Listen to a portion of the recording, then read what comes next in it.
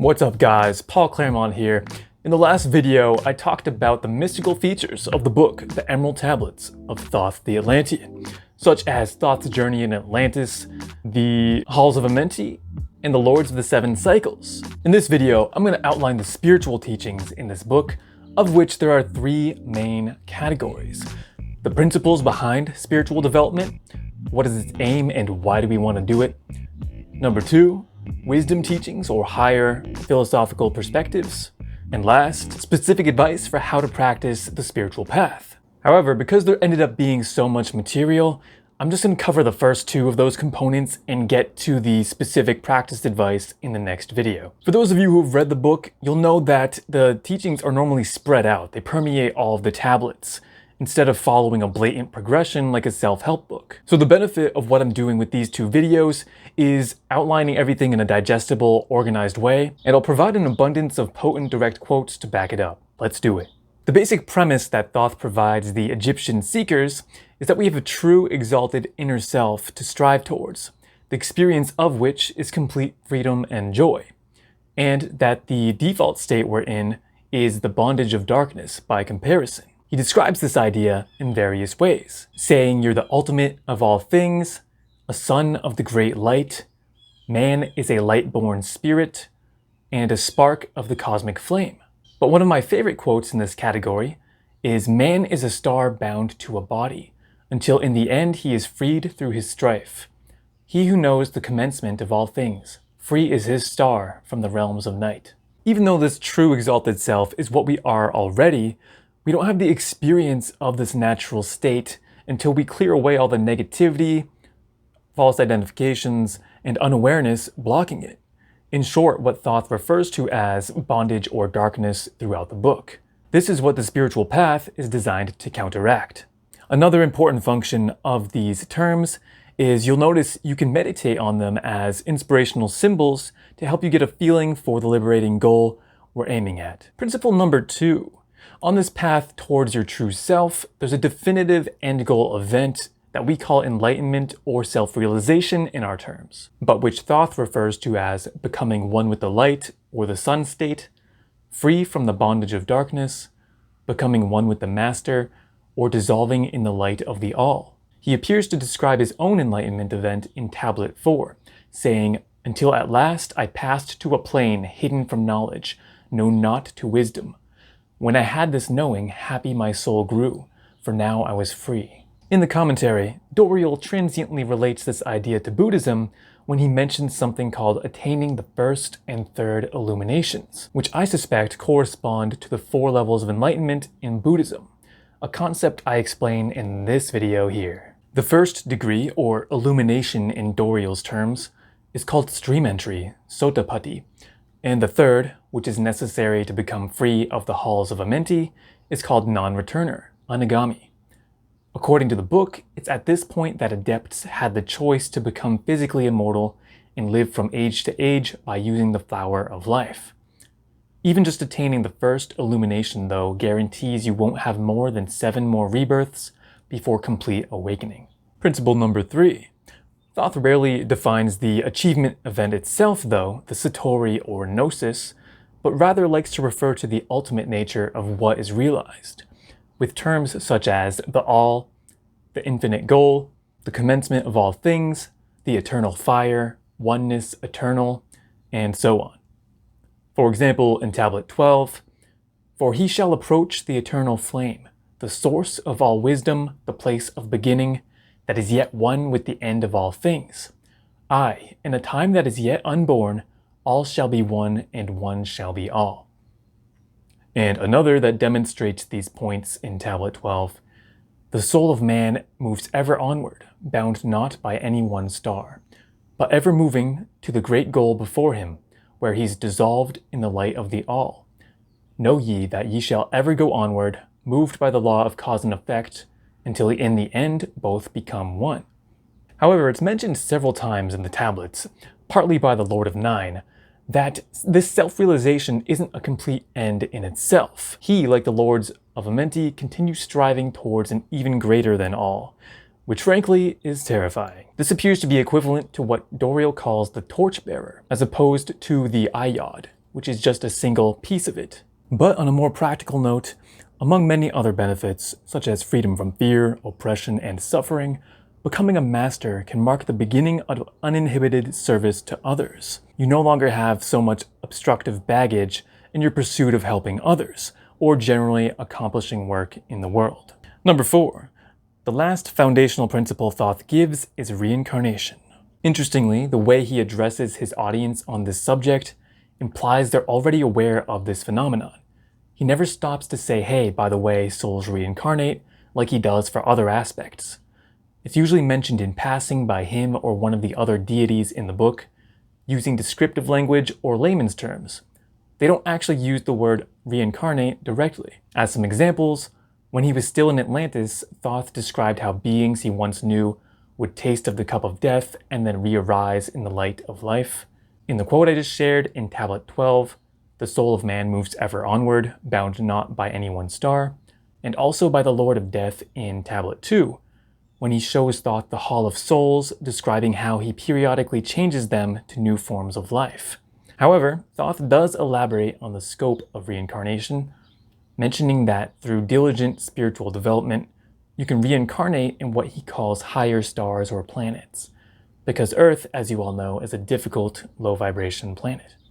Now I'm going to share some examples of specific wisdom teachings whose purpose is to develop the mind and better understand the nature of the goal we're moving towards. So here's 5 examples of what you can expect. Example number 1. Let's start with a heavy hitter. Where do name and form cease? Only in consciousness, invisible, an infinite force of radiance bright. The forms that ye create by brightening thy vision are truly effects that follow thy cause. This is one of my favorite quotes, and it really highlights the value of this work, but it definitely requires some translation. First of all, name and form, namarupa, is literally a term used in Buddhism that refers to mental and physical phenomena, mind and body. The Buddha summarizes these as the 5 khandhas: form, feeling, perception, mental formations, and consciousness, which I explain briefly in this video. The second thing you need to know is in another teaching called Paticca Samuppada, dependent origination, consciousness and namarupa lean on each other. One necessitates the other. But this is ordinary conditioned consciousness. To break out of the cause and effect cycle, you have to turn inwards and realize the pure consciousness that doesn't land on anything, i.e., where name and form cease. That's nirvana, the nature of the goal Thoth hints at in this book. So by saying name and form are effects of brightening our vision, it's indicating that there's an intentional element in our existence. There's an agenda imbued within our consciousness that we call karma, desire tendencies, if you will, and it actually creates the experience of our personal world. Example number 2. Another important point for spirituality is, remember, O man, that all which exists is only another form of that which exists not. This might sound like a stereotypical aphorism, as if Thoth was sitting at his scribe tablet thinking, they're totally gonna buy this. But it's actually an extremely wise expression of the truth. That which exists not is another way of phrasing the infinite potentiality, the limitless all. In Hinduism, the god Shiva literally means that which is not, as Sadhguru always mentions. As you may know, we can view the God concept from many verbal angles, depending on how we need to relate to it as seekers. But that which is not is perhaps the best technical way to phrase God or the Absolute, though not the most inspiring. The key is, as we can see in this quote, the Absolute isn't just infinite potentiality. It also includes this manifested world we live in. All of these existent objects are really just transformations of that Absolute, in various guises and external appearances, like holograms dancing in a ballroom. All is God. That's why you always hear the spiritual advice to view others as the creator as well as yourself. Example number 3. Matter is fluid and flows like a stream, constantly changing from one thing to another. And supplementing that from tablet number 3, everything that has being is passing into yet other being, and thou thyself are not an exception. This is an important principle about the impermanence of things, and how a key part of spirituality is recognizing that not only are external things and conditions impermanent, But our self is also not permanent, meaning the self we identify as this matter body and the memory-based personality that we carry with it. Since we're on a roll with Buddhism, I'll mention that Gautama Buddha phrases this as the tilakkhana, the three characteristics of phenomena, which briefly are anicca, dukkha, and anatta: inconstant, impermanent, subject to change, unsatisfactory, stressful to cling to, and not self, not me or mine. I'll expand on that teaching in a different video, but I'll just say that on the path to becoming free from bondage, it's effective to contemplate the fact that phenomena are constantly changing. They never really hold the same form. They only appear to for a while. But we all know this is an illusion, both through experience and logic. If you somehow disagree, then you implicitly believe you're an immortal elf of Lothlorien. The important takeaway here is that because of this fact of life, clinging to phenomena ultimately brings dissatisfaction or distress, dukkha. And we have to see that nothing could ever be called self. Everything is not self, anatta. Because nothing is ever substantial and permanent except through appearance and lack of investigation. So in light of that, you should now be able to understand this relevant phrase by the Lord of Nine. That which is formed truly is formless, having form only to thine eyes. And since there's so many gems in the Emerald Tablets, here's two more important wisdom points that I liked. For those with wisdom, what appears to be magic is really just science, the application of natural law. We already know this is true based on the current technology we have: electricity, radio, television, internet, and how our ancestors would have reacted to it as witchcraft, devilry, and supernatural. But all we've done is simply apply knowledge, theory, and material science to harness natural forces. Case in point, in one of my high school science fairs, I literally wrapped wire around an oatmeal can to make a radio. Magic. For Thoth, his magic goes even a bit further than our own, because he shows abilities that we don't yet have, like levitating megalithic blocks to build the Great Pyramid, which, since we don't understand the mechanism, how it could possibly work, it sounds like impossible magic. But as the recent UFO events last year and in 2020 have shown us, we have much to learn about how physics can be applied. Thoth's comment is, "Magic is knowledge, and only is law. Be not afraid of the power within thee, for it follows law as the stars in the sky. Know ye that to he without knowledge, wisdom is magic and not of the law." And last, example number 5. Everything created is based upon order. Law rules the space where the infinite dwells. This is a big pervasive theme throughout the book, and you can even see it in the previous quote. I like the way that Thoth frames it in this instance because it relates to how I was saying the source, or intelligent infinity, as the Law of One calls it, is within all things and is everything. We all know Thoth's statement to be true in terms of physical laws. As observed in nature, chemistry, and physics, we see the Fibonacci sequence in plant growth.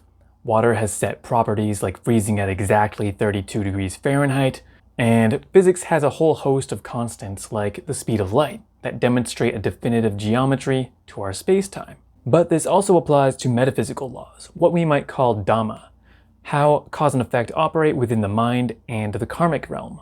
Expanding on this topic is a great quote from tablet number 9 that helps clarify Thoth's teachings. The flame is the source of all things, containing all things in potentiality.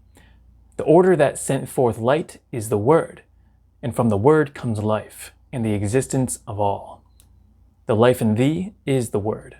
That's a bit enigmatic, but I think I'll leave you there with the cliffhanger and expand on that in the next video through the spiritual practice advice. I'm also going to include what you need to know about the Brotherhood of Darkness. So if you want to see that video, be sure to hit like and the subscribe button, and be sure to hit the bell icon next to it so that you get a notification to your phone when I upload that video. Till next time, peace.